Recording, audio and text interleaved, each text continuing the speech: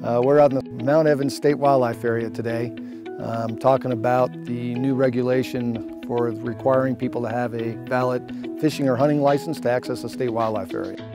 One of the main purposes for this new license requirement is because if you think back originally how properties like this were purchased, it was by the hunters and fisher persons that their license fees were able to buy these properties.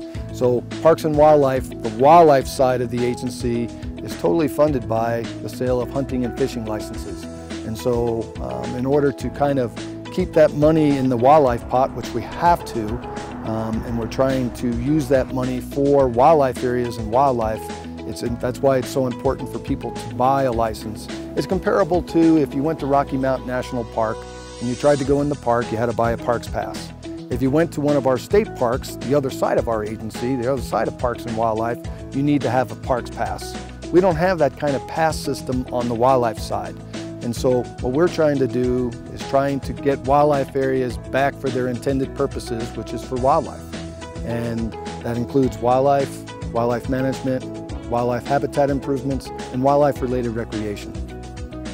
18 years and older will need a hunting or fishing license to either access or recreate on one of our 350 state wildlife areas or the 240 state trust lands that we lease.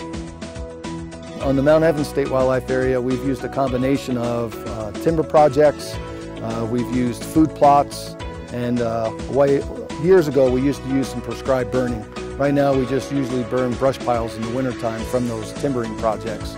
But just trying to open up the forest to make it more uneven aged, which makes it better for wildlife, especially big game animals like deer and elk.